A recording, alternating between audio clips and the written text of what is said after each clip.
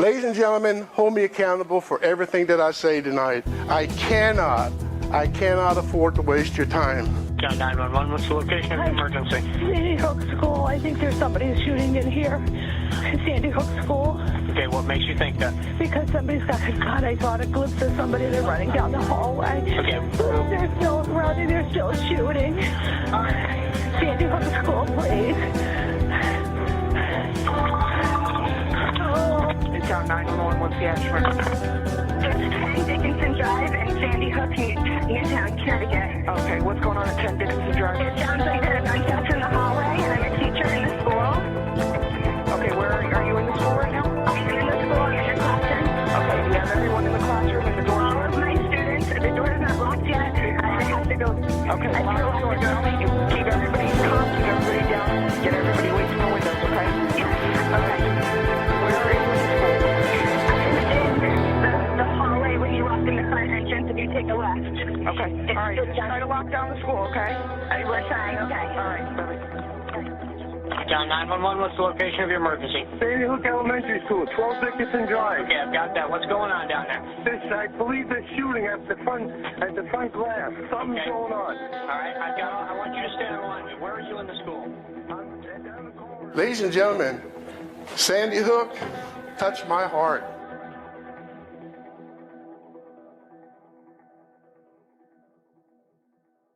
If we don't come together as a country, as a people, we are in serious, serious trouble.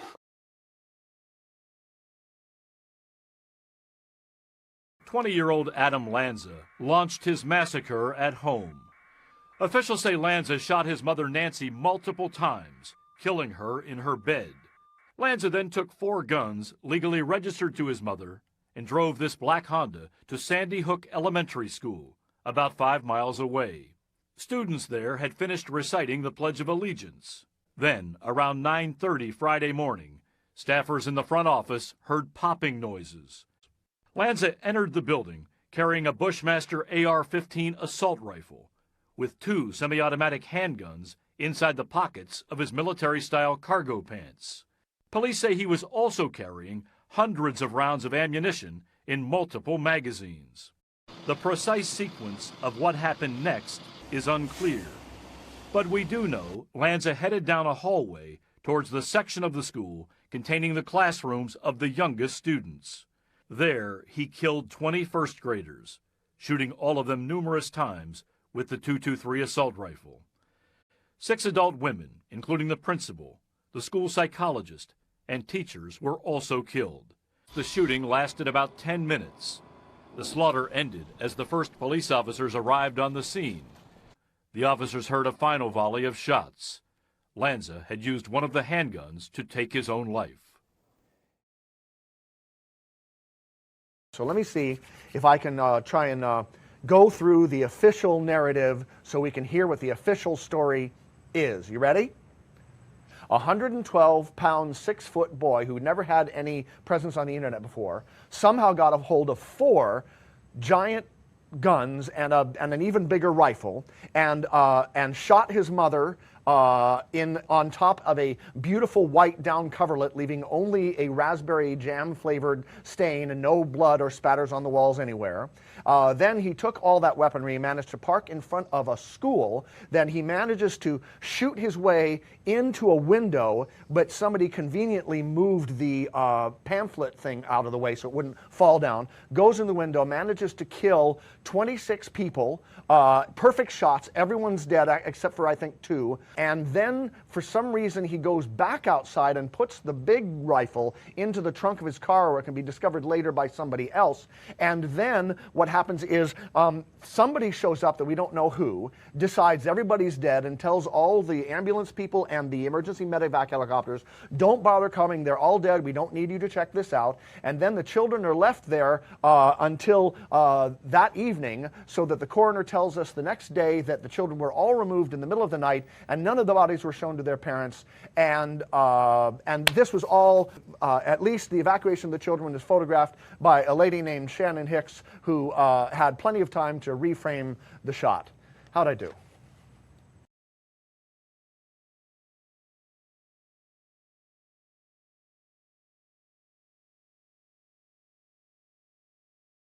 As Rich said, I was a Florida State Trooper. Take a look at me, 80 pounds ago. That's a lot of donuts. When you become a law enforcement officer, they trick you with these donuts. They start with one, then you got a dozen, and look what happened to me. I'm going to sue them. I can tell you this, when I came to this country, and when I joined the service in 1966 during Vietnam, I took an oath. Ladies and gentlemen, it means something to me. When I got out of the military and I became a Florida State Trooper, I took an oath. It means something.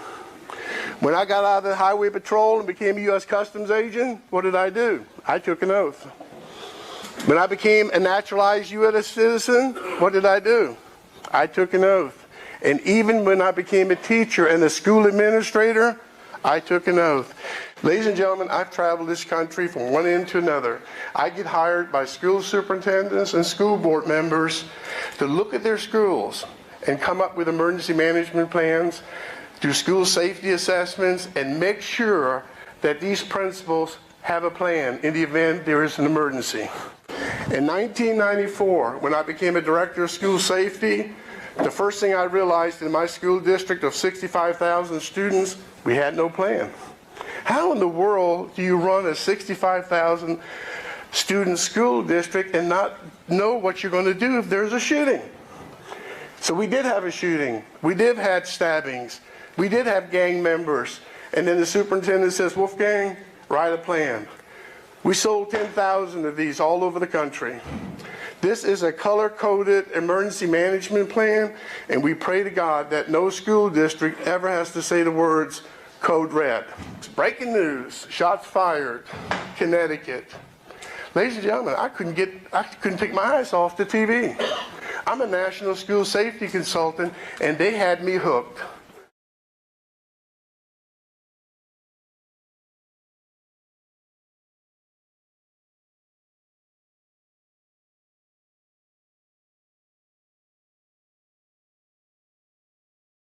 Ladies and gentlemen, Sandy Hook touched my heart. All day long, I could not get away from that TV. In the first week, I actually donated money to the Sandy Hook Promise Fund. Because when you have tragedy, the first thing we can do as people of this country is we donate. I donated. And a week later, I finally woke up. Something is not right.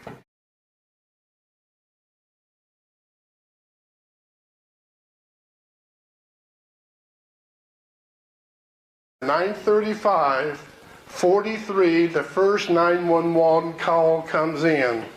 It's from a lady called Barbara Halstead. Her husband happens to be the fire chief at the Sandy Hook Volunteer Fire Department. I go to the call for service report that the 911 dispatchers are supposed to maintain, right? What am I looking for at 9:35:43? What should that call for service show me? Shots fired. Guess what it says? Unwanted person. What? Response code, medium.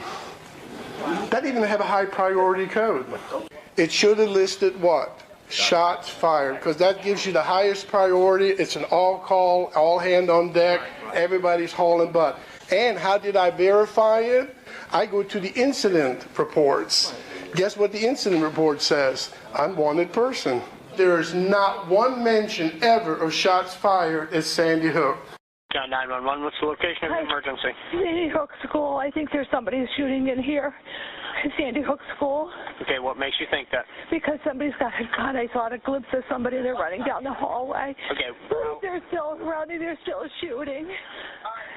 We had 911 calls coming in, 4 of them, in a matter of 7 minutes, and every one of them screaming, shots fired, and they send out the call as a trespasser. It's 9:40, police arriving. The first one is Sergeant David Culligren. He says in his report, we responded, I parked my vehicle halfway down Dickinson Drive. Now you got to visualize what Dickinson Drive is. Fire station, okay, it's on Riverside. Fire station, Riverside 12, it's going to the school, it's a long drive. He stops halfway down and he says in his report, I'm waiting for other units. Newtown Police Department has a police chief named Mike Kehoe. They have a captain named Rios. They have 4 lieutenants and a management staff. You do not hear one word from any of those managers until an hour and a half into the transmission. Question, where are they? Guess who controls the entire event? Sergeant David Colgren. And all of a sudden at 11:42 a.m. on that day, you never hear another word of Sergeant David Colgren. Now guess who shows up? Another lieutenant named Cinco, Lieutenant Cinco. Now he's the guy who's working that morning at an off-duty construction site, off-duty. He has a Newtown police officer named Fagol, a female officer. She's a K-9 officer. They're working maybe 2 miles from Sandy Hook. They hear the call, shots fired. What should they do? I don't know what y'all's protocol is. If you're off duty, you're in uniform, you're in a patrol car, you hear shots fired at a school. What do? Do you stay at your off-duty job or you break away? You go to the shooting, right? These two never leave. They stay for 4 hours. Now this is a lieutenant. At 9:42, nobody's entered the school yet. Not one policeman's in. 9:42, he's running a car tag check on the black Honda Civic. 872YEO. Takes about 2 or 3 minutes to come back. Then he reaches in, takes out a long gun, long rifle, puts it in the trunk, locks it. He has yet to go into school. What's the higher priority, neutralizing the shooter or running a car tag? There's a Lieutenant Van Galley, Newtown Police Lieutenant, in the hallway, runs into a first-grade little girl. It could be your little girl. He sees her, he grabs her. He opens the door and pushes her into classroom 8. Tells her, get in there, I'll be back when it's safe. Closes the door. Now somebody explain to me what classroom 8 is. That's the room where all the children were shot and killed. And he shoves her back into the room. Can you imagine the emotional distress that the girl is going to encounter seeing all those dead bodies, the body fluids, the blood splatter, brain tissues, and he pushes her in the room and leaves her? That's negligence. We know better. 2 minutes later, 2 Connecticut state troopers go into room 10. They walk in. They see a little boy hiding behind the toilet. Tell the little boy, okay, you're going to be safe. Stay right there. Don't move. We'll be back when it's safe. What's room 10? That's the other room the teachers and children were shot and killed. And that's where Adam Lanza is supposedly shot and killed himself. And they leave that little boy behind the toilet? That in itself raises a red flag. No police officers would ever leave a child in that position. They would take him with them. They would get him out of there. But the only way you can ever find out the truth is you ask the right questions. And what you do is you use a mechanism called freedom of information. And it's the best way to get public records. Connecticut FOIA is basically a government agency that says you have a right to know. Any person has a right to know when the government spends taxpayers' money, okay? You have a right to know. And you know what? I'm asking them using school board policies and procedures. These questions are so simple. They're not offensive to any parent. It's not offensive to any of the children. And when you refuse to answer simple questions, to me, serious red flags. Who was the person, the incident commander, who refused to pick up the phone and call the trauma helicopters? Who's the incident commander that morning who did not ever allow the paramedics and the EMTs to enter Sandy Hook Elementary School based on their sworn police affidavits. They were told to stand outside in the triage area where you see the red tarp, the yellow tarp. They were to stand there and not come inside. The next three people that go into school is Colgren, Officer Smith, and Officer Seabrook. Not one of them is a paramedic or an EMT. So who declared all those children dead within the first 8 minutes? As the rescue team is coming into the school, the incident commander should have done what? Trauma helicopters with doctors. Think about it, children shot. Put the trauma surgeon in from Hartford, Connecticut. Put him in the trauma helicopters. Get him in the air. Not one of them was even requested to lift off. I called them. I know how we do business on Long Island. I know what's available to us as far as Right. EMS. What's available in the backwoods of Connecticut? They got a 13-minute flight time. Hartford, Connecticut had two lights. To a trauma center? To a trauma center, 13-minute flight time. And you know, to this day, not one ambulance ever showed up at the front entrance of the school. Are you going to tell me that they carried a child that was seriously shot 3 to 11 times? They carried it all the way up Dickinson Drive, up to the firehouse to put in an ambulance? You see 7, 8, 9 ambulances at the firehouse? What is wrong with that? Then I saw the truck delivering porta potties, 11 porta potties. Hey, here's my question for you, firemen.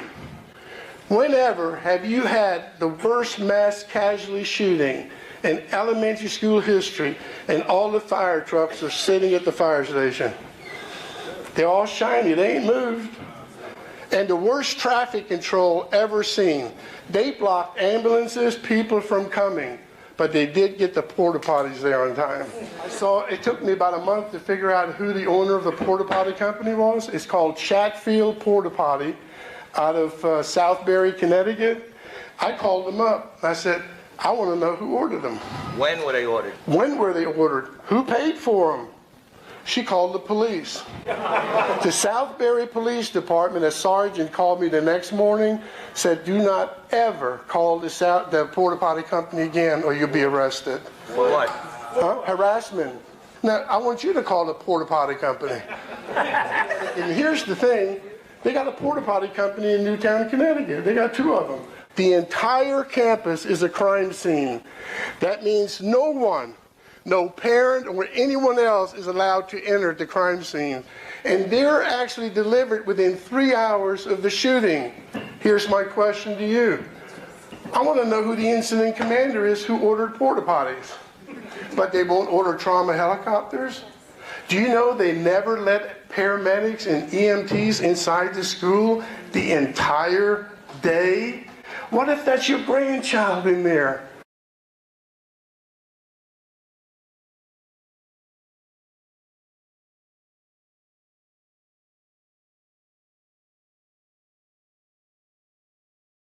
They got kids out in the parking lot at 10:09. Remember that when Shannon Hicks from the Newtown Bee Associate Editors taking these iconic pictures that appeared on every front page of every newspaper in the world. She's standing in the middle of the parking lot at Sandy Hook Elementary School, and they're still looking for a second shooter.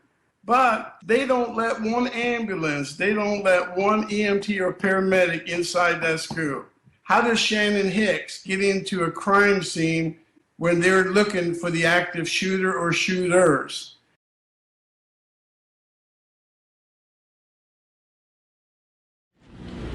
We did not bring the bodies and the families into contact.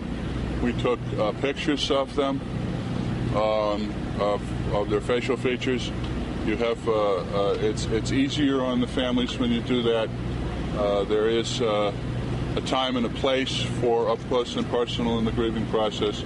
But to accomplish this, we felt it would be best to do it this way, and you can sort of you can control the situation depending on your photographer, and I have very good photographers.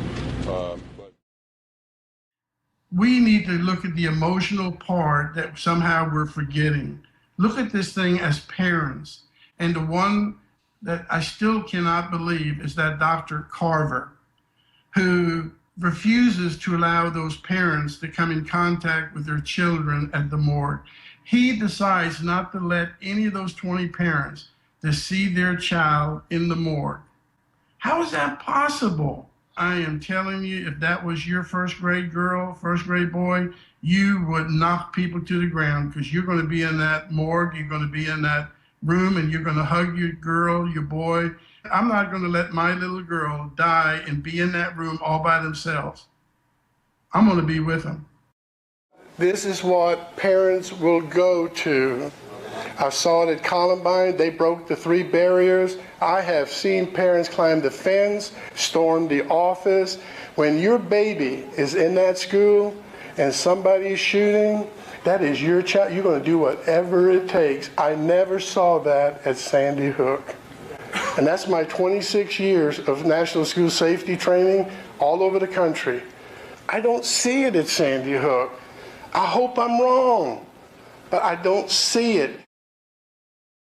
Who has a 99.9% kill rate, shooting children in a school within 8 minutes? There isn't an FBI agent, there isn't a Navy SEAL that's that good of a shot within 8 minutes and then kill himself. I mean, that's reasonable doubt. Adam Lanza could not have done that. I mean, he's an autistic child. He's got Asperger's. And remember that big old sign they had posted out there, everyone must check in? Remember that big old sign, flashing sign? Yes. Everyone must sign in or check in? Well, one of my FOIA requests is, I want a copy of the list of all those that signed in on that day. They won't give it to me. Why? See, taxpayer money paid for that sign. Taxpayer money paid for someone to type it in, the message in. So therefore, if taxpayer monies were used, I should know who signed in and where they're from. You know, I've been asking this FOIA question, who's everyone? I mean, think about it. What if you don't sign? Are there consequences if you don't sign in? I mean, it says everyone must sign in. So that's a directive, I believe. And if you don't follow those directives, are you going to be arrested? And so I requested under the FOIA laws a copy of the sign-in log. And for 19 months, I have yet to get it.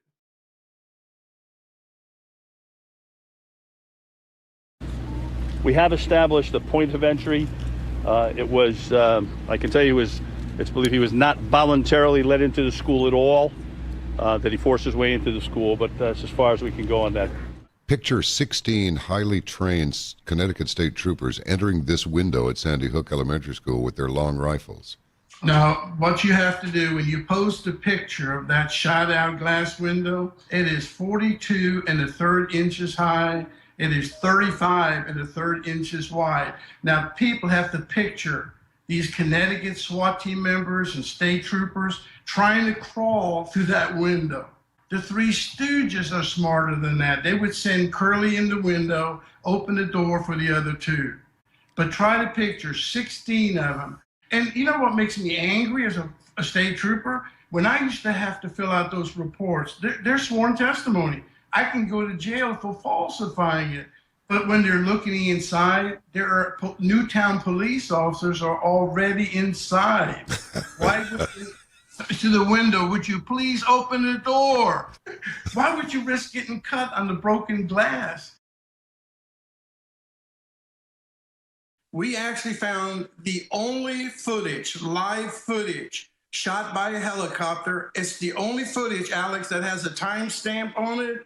When you see the people chasing each other in the woods, and they're showing these people running into the woods, because guess what? They announced that a teacher just reported seeing 2 shadows running by the gym. Well, that footage was not shot till 12:23 in the afternoon.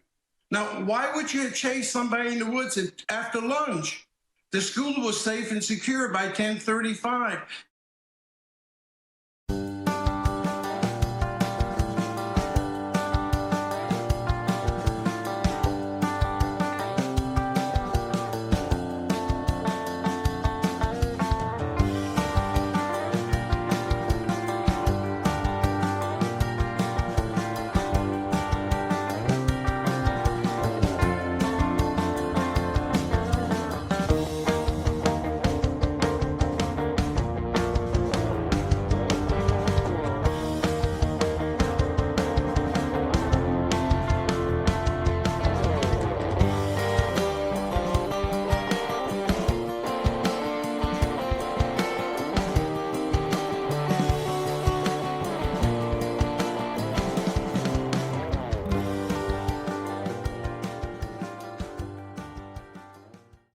As I explained to you in previous press conferences, we've done everything we need to do to literally peel back the onion layer by layer, okay, and examine every crack and crevice of that facility. And that does not include, or exclude, I should say, the outside of the building. The outside of the building is also a part of the crime scene, every single vehicle in that lot. So it's going to be a long, painstaking process. I've requested copies of all work orders from March the 1st through December 13th that were initiated by the principal, the assistant principal, or the head custodian on any type of maintenance work orders. I want you to open your heart, open your eyes. And the only way you'll ever understand this is if you're about to enroll your child in this elementary school, and what you're about to see, would you enroll your child? And take a look at the first picture. This is a school that every national news media, the second day after the incident, talked about what a pristine, what a vanguard school, what a picturesque. It is the school that made people from all over Connecticut move to Sandy Hook just so they could enroll their child in that special school. Look at the bushes, all overgrown, and what do you see running down the side of the building? It's mold. Now think about it. These are kids. It's an entrance. It's a main entrance. The picture should speak for itself. Look at the rotten wood. This is an exit to a playground. How in the world do the wheelchair kids get out of the back of that school, out of these portables, when they don't even have a ramp? They're not even ADA compliant. Broken gates. Now, this picture was taken on December 14th, 2012. And if you look at the writing, it's already been marked that somebody's going to do some heavy-duty digging. See the initials on the asphalt? Call before you dig. There's a construction bin by the storage shed. Everything you look at, it looks like it's been so neglected. Look all at the base of the wall. Look how moldy it is. Air conditioner in December. What happens, most school districts will remove those air conditioners and they patch up the window. They don't follow code. They don't follow procedures. And again, hanging wire. And take a look at the roof. I have their 5-year building maintenance plan, and the roof in 2010, 2011, inside that plan, which I have, there was no money budgeted for 210, 211, no money budgeted for 211, 212, no money budgeted for 212, 213. It also said that all the carpet inside that school needed to be replaced. Serious safety violation. The maintenance of this school is totally ignored. If there's one thing that I believe in, is that we have pride. We have pride in how our school looks. This is mold, this is mildew. And then if you look at the grass, that is long-term neglect. And again, take a look at the mold. I mean, this stuff is growing. It does not happen overnight. It's just filthy. I don't believe Sandy Hook is a functioning school. Nobody who loves their children would ever send them to this filthy school. I've spent my lifetime keeping schools clean. And I'm going to tell you what, from the time children arrive, I mean this with all my heart, I want my school to be clean. It's called pride. I don't see any pride here. Look at the corners. What do we call this stuff? Look at the bottom of the doors. It's all water damage. It takes a long time to get mucky door frames and wall tiles. That's a watermark. That is a sign of flooding. And again, Dawn Hochsprung would have never let her school look this way. All it shows is neglect. You got room number 11, but you got a teacher placard that says 10. At least they ought to get the door numbers right. I challenge any teacher, any dean of students, assistant principal, counselors, please, as you're looking at this, tell me that's who we are. Tell me this is pride in our education. Please. It's a very meticulous process. We leave no stone unturned. We take as much time as we need. We use all the resources that we have available to us. We will do that in this case and then some. We'll go backwards as far as we have to go in this investigation, and hopefully we'll stumble on answers and we'll process. We actually have 3 teams now, 3 major crime teams in the community. Our local partners are working with us, and we're going to move that and expedite that along as quickly as possible. This afternoon I spoke with Governor Malloy and FBI Director Mueller. I offered Governor Malloy my condolences on behalf of the nation and made it clear he will have every single resource that he needs to investigate this heinous crime, and I will do everything in my power as president to help. To this day, for 13 months, I have been writing the Commissioner of Emergency Management Services. I've been writing the Chairman of the School Board, Superintendent. I have written everybody. I want to know who was the incident commander on December 14, 2012. Is that a simple question? They refused to tell me who was in charge. I want to know who the incident commander was for medical services on that day. To this day, guess what? No return phone calls and no responses. Why? We as a nation, we as a people, we as a country, we deserve the truth. And I don't understand. 3 years and we can't get the truth. 3 years and we cannot have a congressional investigation. 3 years and we can't have a grand jury investigation. 3 years and the FBI classifies the Sandy Hook school shooting as its top secret investigation. There's something more to the story.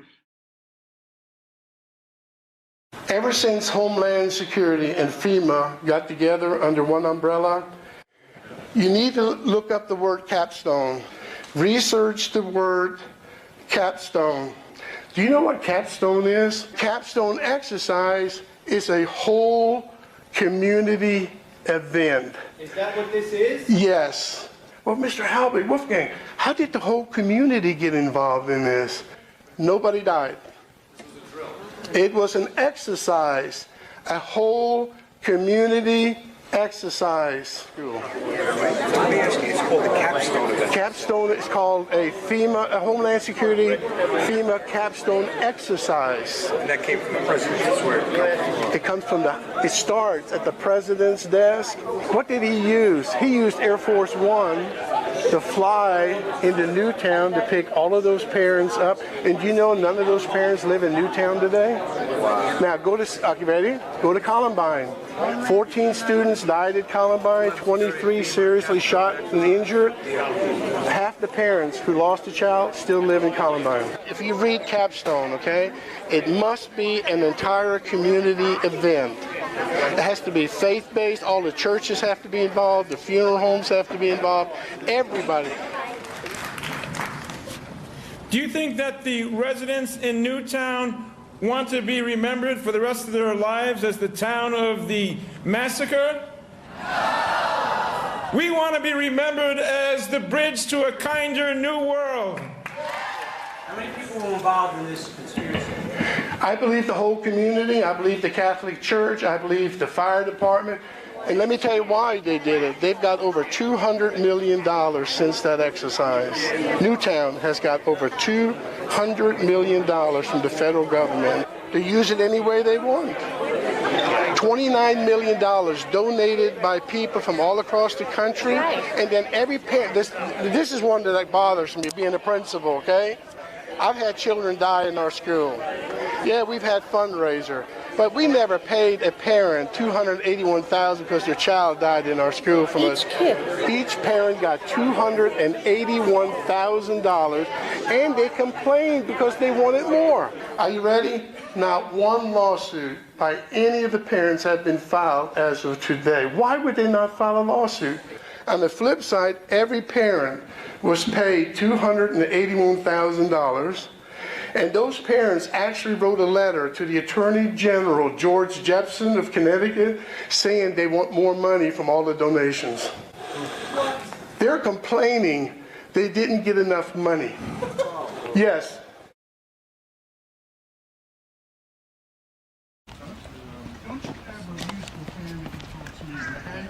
I'm an old police officer. Yeah, no. Are you finally told you? Yes, I you didn't did. say no. Yes, you No, did. I just recorded You're looking it. for a problem, I didn't say. I'm not looking for a problem. I'm going in doing just public work. If they don't want to give you Excuse me? They're a non-profit organization. I'm gonna have the sergeant come here. Where's my attorney? I'm right here. Here's my attorney. It's a 501c3. You have the right to inspect Listen, the books at any Let time. the sergeant come here and figure it out, okay? We're That's the way you can do it. You're not going. They don't want you. Oh, what's your law for doing that? They don't want you inside right now. So what? They're a non-profit. They get federal funds. We have the We'll right to figure it inspect- out, okay? And he's called many times. Okay. I've called. What do you mean you'll figure it out? You're obstructing us from inspecting the books of a 501c3. We haven't even talked to them. They look at all. Anybody can say they feel threatened. That's a bunch of... And we have a job that we have to come here and make sure everything stays peaceful. Okay. Right? I mean, that's fair, correct? Okay, I'll just go by myself with my attorney. Let me wait till my sergeant gets here, okay? And then he'll make that determination, okay? We're polite. We're very respectful. All we want. You weren't really polite and respectful to me right away either, okay? Let's call it Well, when you get in my face, I didn't get in your face. You came into my face. Are you walking to me or am I walking towards you now? I'm standing there. Okay. Are you walking No, towards I'm me? looking at you. Okay. I used to be a police officer. Okay, then show me some respect. Okay. How about the same from you? I will. When you start showing me some, then I'll start showing you some. I could see it. Right? Yeah. I could see it. Okay. Very polite, very courteous. Yes. Well, that's fine. That's the way I operate. I hope you do. I do. Okay. We'll have no problems. Yeah. Right? Unbelievable. Can you imagine no murders in Newtown in the year 2012? The FBI has to keep accurate records. They keep it for the whole country. Why do they do that? Because that's how the federal government allocates grant monies to states so they can fight violence. Now here's Sandy Hook. They've already got over $200 million. For what? There's nobody who died in 2012 in Newtown. One thing that's becoming somewhat of a concern, and that is misinformation that's being posted on social media sites. There has been misinformation coming from people posing as the shooter in this case, posing using other IDs, and prosecution will take place when people perpetrating this information are identified. Again, all information relative to this case is coming from these microphones, and any information coming from other sources cannot be confirmed, and in many cases it's been found is inaccurate. So I simply, that's the newest twist today, that we want to make sure that's perfectly clear that social media websites that contain information relative to this case are not being posted by the Connecticut State Police, are not being posted by the Newtown Police, are not being posted by any authorities in this case. So any of that information and people that are putting that information up there in any manner, all right, that can be construed as a violation of state or federal law, will be prosecuted, will be investigated and prosecuted. Earlier today, a tragedy of unspeakable terms played itself out in this community. Lieutenant Governor and I have been spoken to in an attempt that we might be prepared for something like this playing itself out in our state. Hey, how are you? Hey, Governor Hi, how are Wolfgang you? Halbig. Hey, how are you? I'm just asking one question. Who shared with you on the national news and the Lieutenant Governor that somebody told you something like this at Sandy Hook would happen to you here in the state? Nope. Not me. Some other damn Malloy. Oh, you look good on television. Well, thank you very much. But No, somebody, you said, I didn't. I never said that. someone told me and the Lieutenant Governor that something like this might happen. Nobody? If I can get it recording, send it here, would you look at it? I'll look at it. Thank you, sir. Lieutenant Governor and I have been spoken to in an attempt that we might be prepared for something like this playing itself out in our state. Call your congressman, senator. They won't respond to you. Tell them that you want a copy of the FBI report. Tell them that you want a congressional investigation. They do not want to talk about Sandy Hook. Why? They're your senators. They're your congressmen. They work for you. They do not want to talk about Sandy Hook. And so here's my question to each one of you tonight.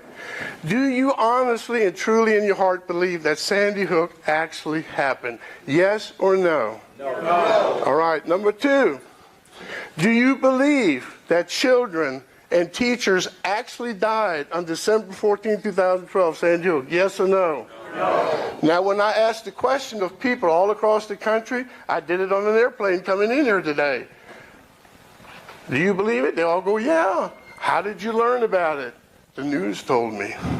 They actually believe the national news as a means to seeking the truth. They don't even have the courage or take the time to ask questions. I used to teach American government. In the last year and a half, executive order, are you ready for this? Signed without congressional approval, allows the national news media to use propaganda in all of their news reporting.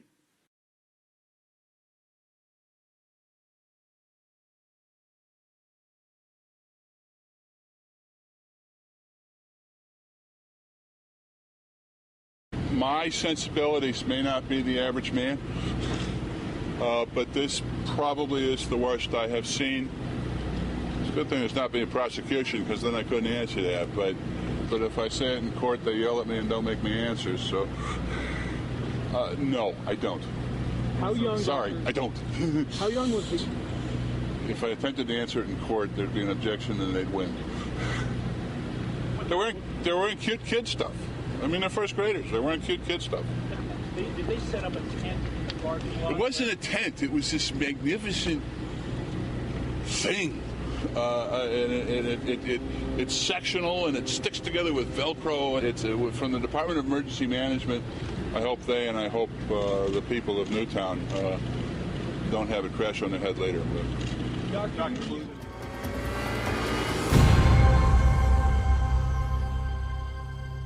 Either that piece of paper from me that says somebody's dead, or occasionally a huge pile of evidence to convince them. So we didn't know if that's what killed her. We didn't know if she was dead before it happened, but we certainly knew she was dead afterwards.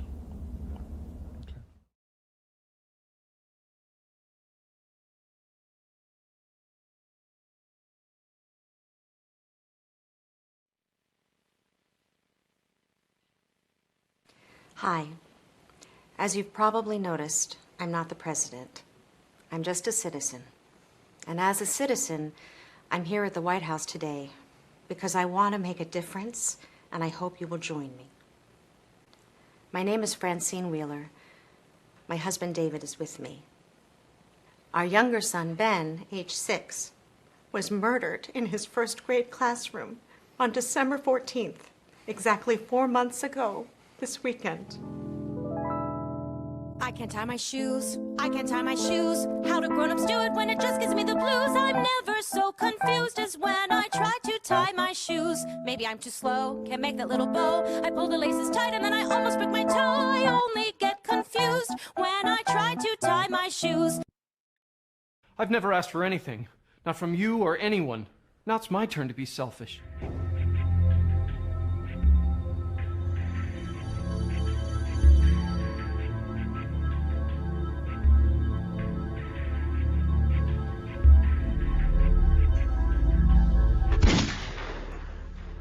It doesn't matter to whom these weapons were registered. It doesn't matter if they were purchased legally. The principal who, God bless her, lost her life was just a very special person. And all the parents knew that. 2 years ago, I called my 8-year-old son an asshole. Thank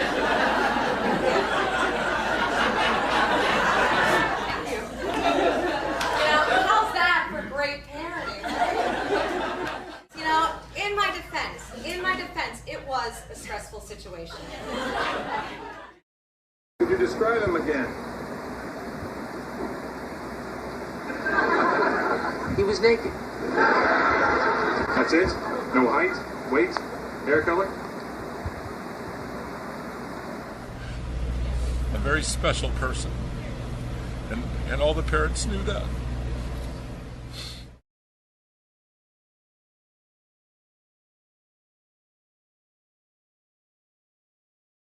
This and then run down here. And... It was awful.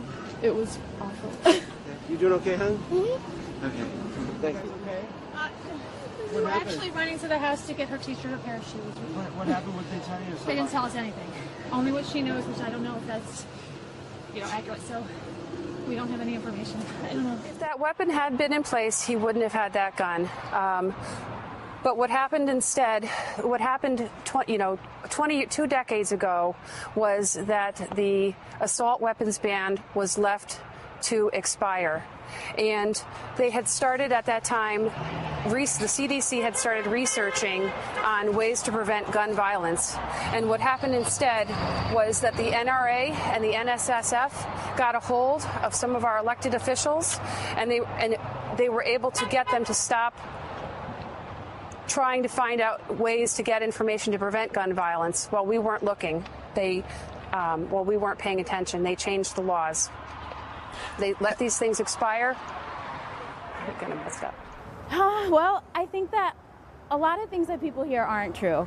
And I know the first couple of days I was just getting angry because I was hearing things that I knew didn't happen. Take us back to that moment. When did you first know something had gone wrong? Hearing loud popping noise. So I could see him from the knees down, see the legs. Right in front of you.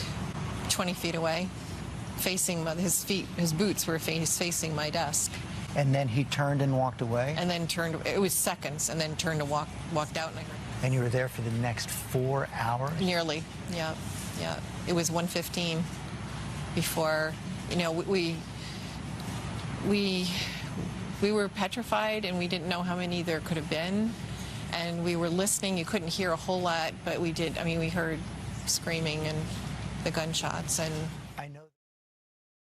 Richard and Krista Rico say that talking about their Jessica brings tiny moments of comfort. And she was a ball of fire. She ruled the roost. Our little CEO, we called her.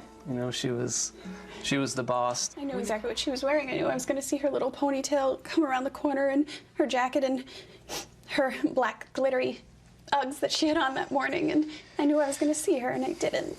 They finally, around 1:15, asked everybody to sit down, and they said that it was a tragic day in Newtown today, and 20 children were killed.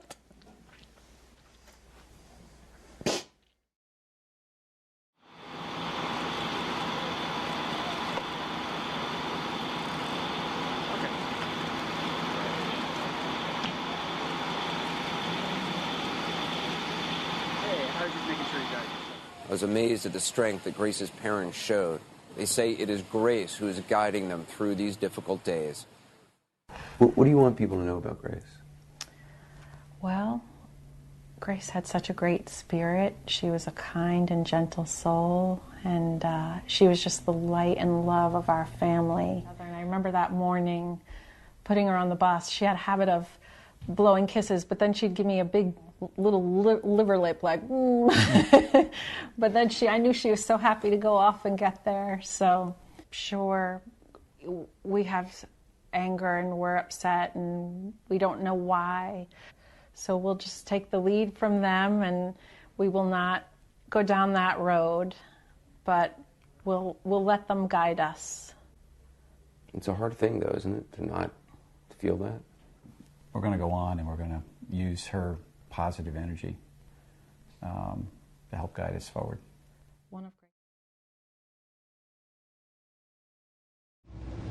So we'll see if Robbie Parker, I assume he's going to come out to the microphones now and make a statement.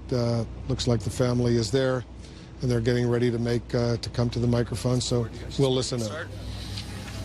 Okay.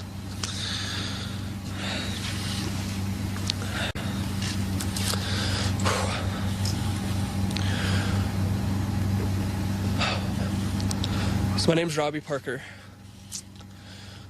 My family is one of the families that lost a child yesterday in the Sandy Hook Elementary School shootings here in Connecticut. As the deep pain begins to settle into our hearts, we find comfort reflecting on the incredible person that Emily was. I guess that's it. Yeah.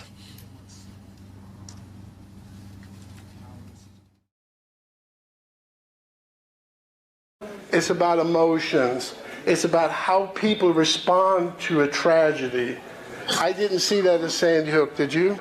Parents, when I was a state trooper, the job I did not like is having to go to somebody's house at 3 o'clock in the morning, knock on that door, and do what? A death notification.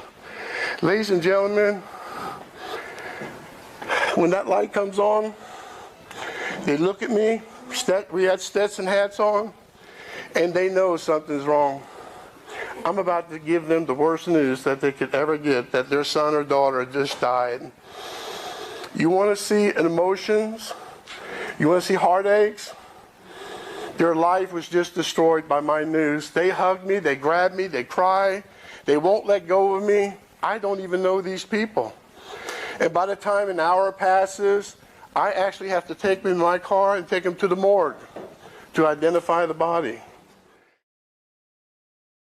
Yes, ma'am. Why? The reason that I believe there is such a push from Democrats. They truly believe that this country needs to be without guns. And there is a reason behind that. It really scares me. When the United States government, Homeland Security, buys over 3 million rounds of hollow point bullets, who the hell are they for? Billion. Can I tell you what? It scares me. 6 million. Huh? Sorry, 6 million. I'm old.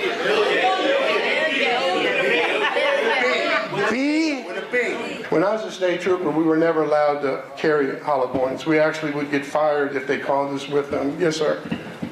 As soon as you hear Sandy Hook, the first thing that the Connecticut legislature did, they passed the new gun laws. Within a month, 350,000 residents of Connecticut became automatic felons because they didn't register their guns. These are people who owned their guns, they bought them, they owned them, and now they're supposed to turn them in. The tragedy at Sandy Hook Elementary appears right now to have been a tipping point for a national conversation about gun violence, one we've not seen in a long time. They can fire 100 bullets in a minute if people know what they're doing with them. We have to convince the Senate to come together and pass common sense gun responsibility reforms that will make our communities safer and prevent more tragedies like the one we never thought would happen to us. My name is Bill Begg. What's my inspiration for coming tonight? I'm the parent of 3 Newtown students. I'm a grammar school track coach. I'm the president of the medical staff here at Danbury Hospital. I'm with the newly formed group of United Physicians in Newtown that formed in response to the December 14th shootings. I'm the EMS medical director for Newtown and this region, and I'm an ER doctor that was on shift December 14th. What's my goal in the next 2.5 minutes? My goal is to somehow convince you legislators that gun control measures that you hopefully will enact will make a difference. At every level. One thing that I think is clear with young people and with adults as well is that we just have to be repetitive about this. It's not enough to simply have a catchy ad on a Monday and then only do it every Monday. We need to do this every day of the week and just really brainwash people into thinking about guns in a vastly different way. It's now been 5 days since the heartbreaking tragedy in Newtown, Connecticut. Over these past 5 days, a discussion has reemerged as to what we might do not only to deter mass shootings in the future, but to reduce the epidemic of gun violence that plagues this country every single day. That conversation has to continue, but this time the words need to lead to action. And I challenge you too, everyone that's watching this today, you can take those questions that I'm asking and ask them of your school board, and they'll answer you. I go up to Newtown, they are stonewalling me. When I'm in front of the school board, they've got the state attorney, Stephen Sedensky, who wrote the report, sitting in the room. Now, what is a state attorney doing listening to me speak? This is my official license from the state of Florida. I am a licensed insurance adjuster, and I'm licensed in all lines: property insurance, casualty insurance, auto insurance. So I am an adjuster, insurance adjuster. I just never told them that I'm an insurance adjuster. So when we're looking at the documents, I'm looking at them if I were an insurance adjuster, see if they complied with all the laws. So if you really want to find out what really happened on that day, on December 14th, you do look at the insurance because you had property damage. Well, number one, most school districts, when you have damage, the first thing you do is you file insurance claims, if they're true and accurate, okay? We asked today for the appraiser's report, okay? Like, you know, I'm an adjuster.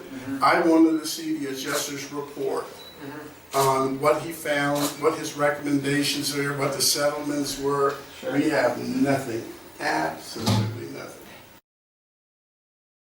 I've been filing FOIA requests since February 27th, 2013.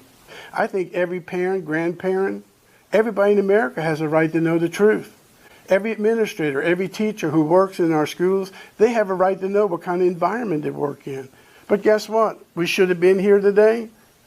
But guess what? Monty Frank from Coleman Wolf is off bicycling. But bicycling is more important than finding the truth. Now, what is wrong in Connecticut? That America is tired of the gun violence. That Congress must act. And each day that Congress does not act, it remains complicit in the gun violence that occurs every day and takes lives. We urge you to pass a ban on high-capacity magazines, like the 30-round magazine that killed 20 students and 6 educators at Sandy Hook School. There's a stack of documents attached, right? Which are not relevant to what I was asking for. You send me documents that Is there a stack of documents Well, absolutely. You send me documents. Reading. Stop you there. It's minutes of December 17th, 2012. You see that? I didn't ask for the minutes. I did not ask for the minutes of December the 17th. Correct. And that's what you asked for, isn't it? Nope, I asked for consent agenda attachments that explain what's on the agenda. Stay with me, Mr. Howard. I got you. The first bullet point says item number 1, consent agenda. You see that, sir? Yes or no? You hear it as the town. Did I read that correctly? Yeah, but that's what you're doing it to control the documents. I'm going to the custodial records. Did I read that correctly? I read it, but I'm asking the school board. Please answer my question. Did I read that correctly? Yeah, absolutely. That does not have responsive documents. Right? That can't be true. But that's how the town responded. Well, that's great, but I'm not. Please answer my question. Is that how the town responded? That's how you responded. And you're here today because you just don't believe it. Is that right? I'm not getting it from the right end. I don't believe it. And the town responded that it does not have that document. Right? Isn't that what it says? Yeah, but you have nothing. You don't have any documents. I mean, isn't that what it says? Answer my question. Isn't that what it says? The town does not have responsive documents. Absolutely, but you have documents from nobody. And you just don't believe that, right? I don't believe you. I don't trust you. And I'll also note as a further objection that request 1A is not a request for a document. Hearsay. It assumes facts that are not in evidence. Hearsay.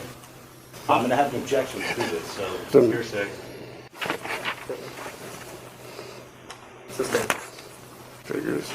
For some reason, you're under the assumption that we did not supply documents, and we complied entirely with the document list. Everyone must check in, but the town didn't put it there. Who do you think put it there? I believe Homeland Security put it there. Okay. Oh, that's good. Thank you. Thank you. Okay. No, hang on a second. I think the response from Mr. Hauser is completely inappropriate. There's no evidence whatsoever that the first selectman was here voluntarily. I just said thank you. It is what it is. The testimony is what it is. I just said thank you. It's completely uncalled for, and I've asked that it stop immediately. Let's try and keep doing things just. No more thank yous, okay.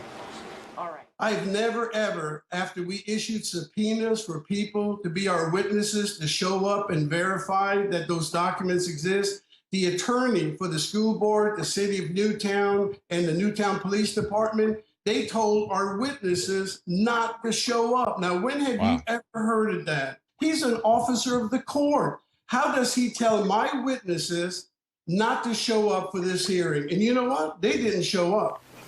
So, Mr. Halbert, you're here today because you do not believe that the town has porta potty records or responses in connection with the sign-in sheet. Is that right? No, I believe the school board, I believe the school, I want this on the record, I believe the school board has the records. They have school board policies. They're required to show the expenditure, taxpayer dollars. Do you have any reason to believe that I was not responding on behalf of the Board of Education, the town of Newtown, and the Newtown Police Department? I do not believe. Turning your attention to the next appeal, which is B23? Yes, sir. It's been a long road, and it's been a long time coming. It's been since April 25th of 2014 that these requests were first made. Every step of the way we've been met with delay, and I said it before, obfuscation. I think it's up to the Commission to safeguard the rights of citizens like Mr. Halbig, who come forward and ask for this information. This is precisely the moment when this Commission ought to safeguard the rights of a citizen such as Mr. Halbig. I just respectfully request that the town produced all the witnesses that were subpoenas with two exceptions. Kevin Ancelotti, for good reason. With respect to Kathy Gumbs, she was never called, so there's nothing in the record on that second day to indicate whether she was here or not. She was the principal at the Sandy Hook School now. She was not the principal on 12/14/2012. again, I appreciate that it's viewed as a minor violation. I think the claim for civil penalties is outrageous, and I just respectfully request that the court be affirmed with one clarification. Commissioners, I'm going to be out of order. That's full. I know, but he's lying. You don't have a right. You're right. He actually is the. I'm the complainant. That man is lying. You don't have a right to speak. You can come forward. I don't. Never have met a liar like this man here. I tell you what, we're talking about children. And I guess Cohen and Wolf appointed Monty Frank as the representative. But what's finding amazing is I don't see Monty Frank ever at school board meetings. Now, I've never seen in Florida, when we have school board meetings, there's always an attorney sitting at the head of the table. How do you conduct school board hearings, which are state statutes, the state laws, and you don't ever see Monty Frank at any school board meetings? I've got an email last night at 10:57 p.m. from my attorney stating that they wanted to cancel this hearing today. Can you imagine? I've got a $600 plane ticket. They emailed me at 10:57 last night saying they're going to cancel the hearing. And I tell you what, I got on that phone and I raised all kind of hell. And you know what? I am sick and tired of being pushed around. I might be 70 years old, I might be a senior citizen, but I ain't stupid. And I know the games that they're playing here today. Answer the goddamn questions and I'll go away.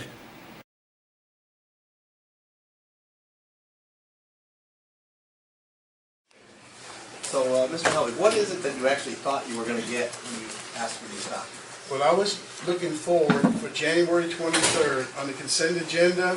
When the board approved that consent agenda 5-0, you should have seen field trips for 26 children going to the Super Bowl in New Orleans, which is an out-of-state field trip, which has to be approved by the principal, the superintendent, and the school board.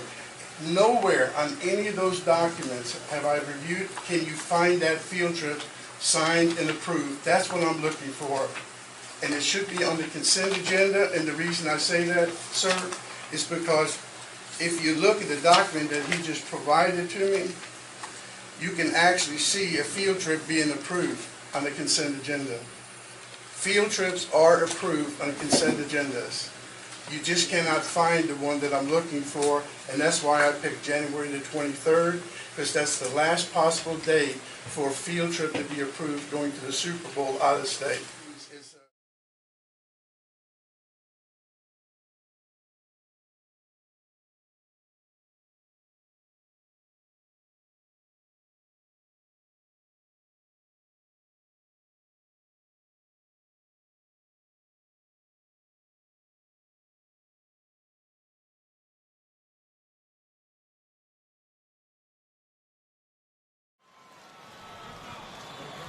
Ladies and gentlemen, in celebration of our beautiful country, performing together the Sandy Hook Elementary School Chorus from Newtown, Connecticut, and Grammy and Oscar Award winner Jennifer Hudson.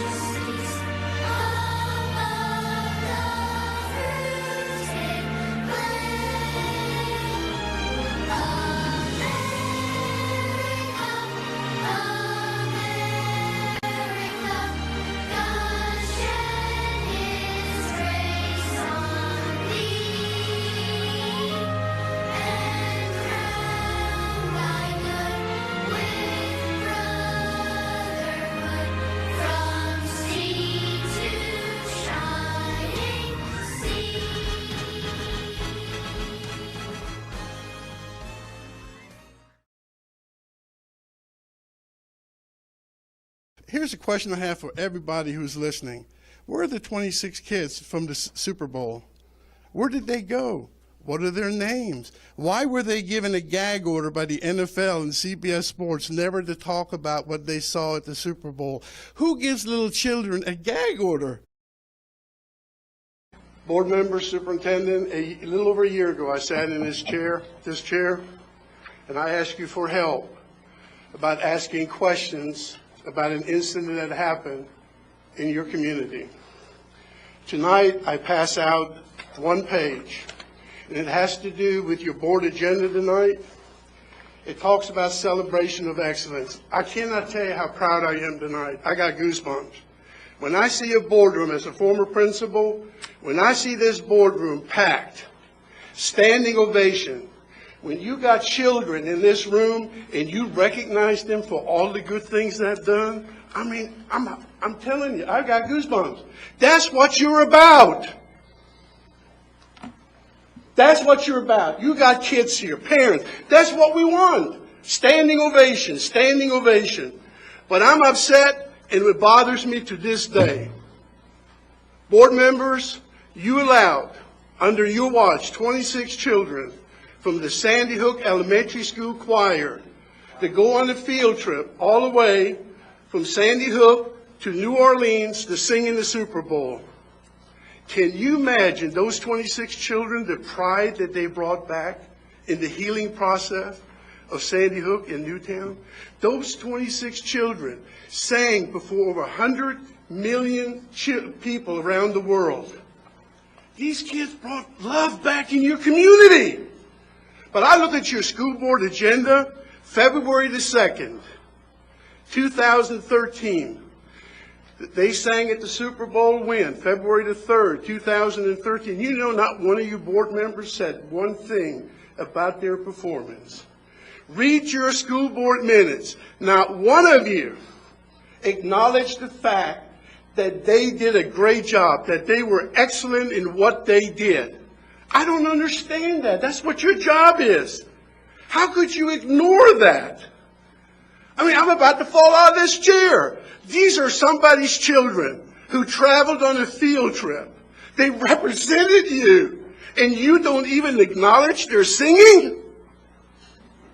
And then, how in the world could you not bring them, those 26 children, the chorus teacher, and their families into this boardroom and reward them with excellence? They represented you. When they are introduced as the Sandy Hook Elementary School Choir, they're representing the school board. They're representing their parents, their community. And you know what? You can ignore me. You don't have to look at me. But I tell you what, you didn't bother to bring them into this room, to shake their hands, to hug those children, Excuse me. In my 3 minutes up, I know. 3 minutes are up. Yes. I agree with you, but let me tell you something. If I were you, I'd do the right thing and bring those 26 children here, bring their parents, bring their chorus teacher. Why would you not recognize their excellence? I'm ashamed of y'all.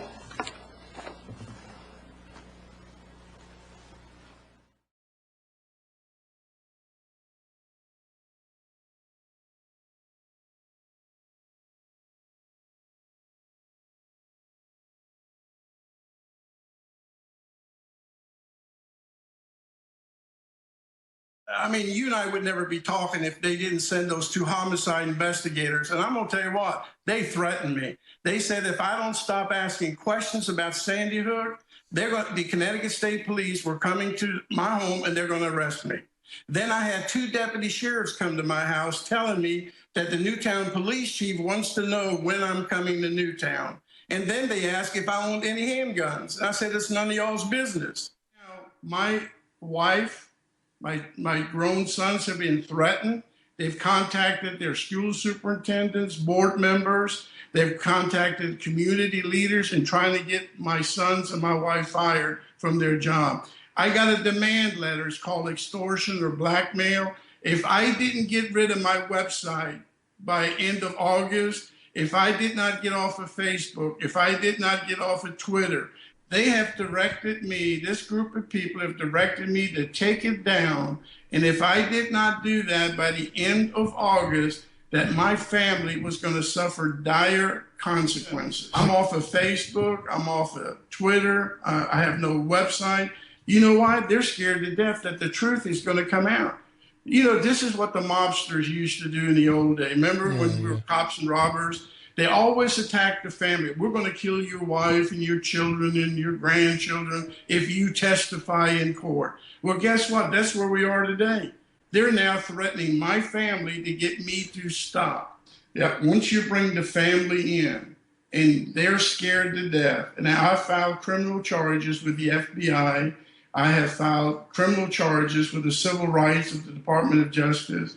And I'm hoping that somebody within those departments actually cares about their country.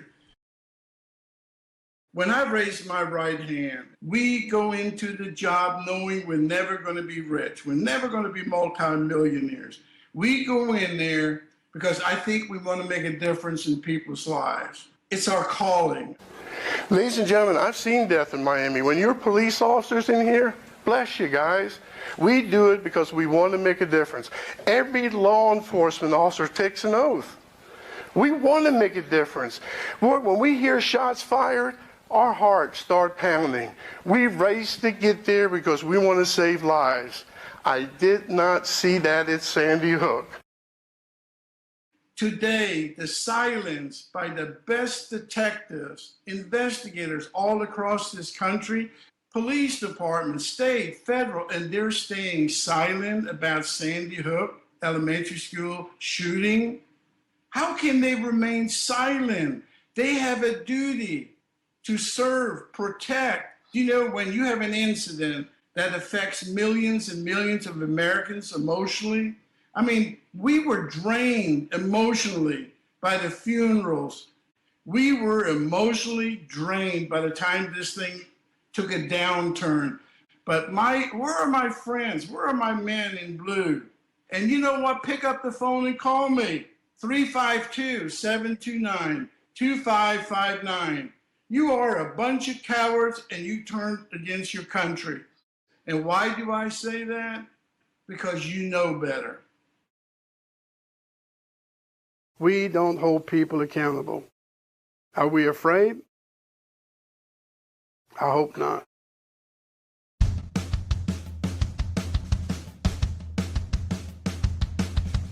I've got to reach out. I've got to find people who still love the truth. This country is in deep trouble, as you know. If we don't come together as a country, as a people, we are in serious, serious trouble.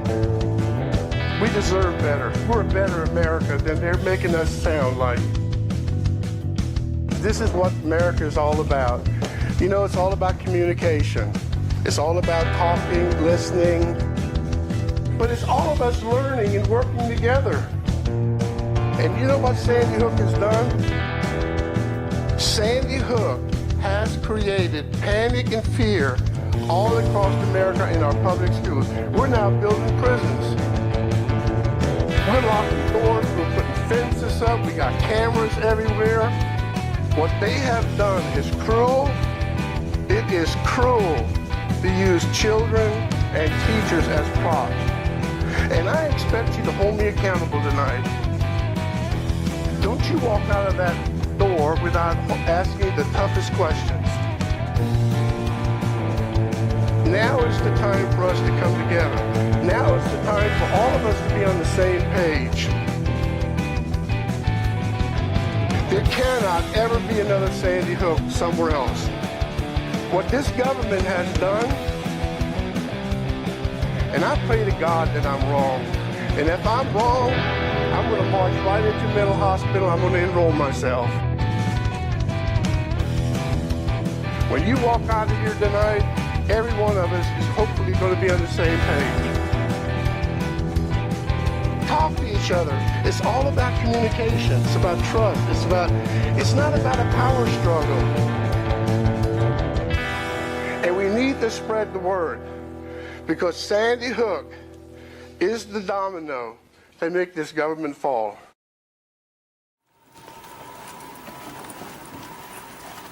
Thank you. Hey, did you ever sign the appearance notice? You didn't even sign the appearance notice at the hearing. Did you break the law? I just left it in there. Sorry.